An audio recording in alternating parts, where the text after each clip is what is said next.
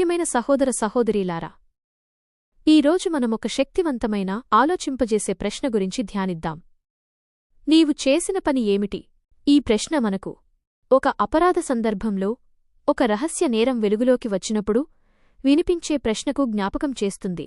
ఒక వ్యక్తి అత్యంత దారుణమైన పని చేసిన తరువాత ఆ నేరం యొక్క పర్యవసానాలు భరించలేనంతగా మారినప్పుడు ఈ మాట ఆకాశం నుండి వినిపించింది. రహస్యం బహిరంగమవడం. ఆ నేరాన్ని చేసినవాడు దాన్ని దాచిపెట్టాలని చూశాడు. నా సోదరుడు ఎక్కడున్నాడో నాకేం తెలుసు, నేను నా సోదరునికి కావలివాడినా అని సమాధానమిచ్చాడు. తాను చేసిన పనిని కప్పిపుచ్చడానికి ప్రయత్నించాడు. కాని అతని నోటినుండి వచ్చిన ఆ అబద్ధం, ఆ నిర్లక్ష్యపు మాటలు తన హృదయంలోని భయాన్ని, నేరాన్ని దాచలేకపోయాయి. అయితే సృష్టికర్త ముందు ఏదీ రహస్యం కాదు. ఆయనకు ప్రతీదీ తెలుసు. నీవు చేసిన పని ఏమిటి అని అడిగినప్పుడు ఆ ప్రశ్నలో కేవలం నేరం గురించి తెలుసుకోవాలనే ఉద్దేశం లేదు.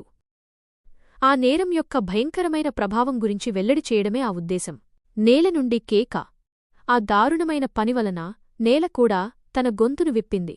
నీ సహోదరుని రక్తపు మొరనేల నుండి నా చెవులకు వినబడుతోంది అని చెప్పడం జరిగింది. ఇది ఎంత శక్తివంతమైన మాట! మనిషి నేరాన్ని దాచిపెట్టాలని చూసినప్పటికీ నేల కూడా దాన్ని దాచడానికి నిరాకరించింది. నిస్సహాయంగా చనిపోయినవాడి తరఫున ఆ నేల న్యాయం కోసం గట్టిగా కేకవేసింది.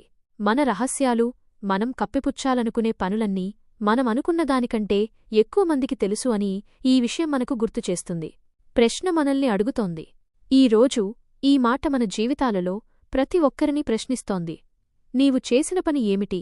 నీ జీవితంలో నీవు ఎవరినైనా బాధపెట్టావా?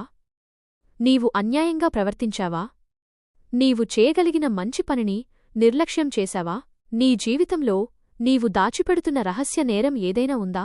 మనం చేసే ప్రతి చెడు పని మరొకరి జీవితంపై, మన ఆత్మపై లేదా సమాజంపై ఒక చెరగని ముద్ర వేస్తుంది. అది నేల నుండి రక్తపు మొరలా దేవుని చెవులకు చేరుతుంది. మన పనులు పర్యవసానాలు లేకుండా పోవు. ముగింపు. కాబట్టి మనం ఈ శక్తివంతమైన ప్రశ్నను ఈరోజు మన హృదయంలోకి తీసుకుందాం. మనం చేసిన పనిని దేవుడు చూస్తున్నాడు, వింటున్నాడు మరియు న్యాయం చేస్తాడు.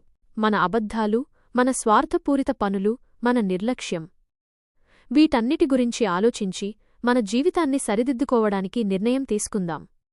ఎందుకంటే మన పనులకు మనం జవాబుదారీగా ఉండాలి.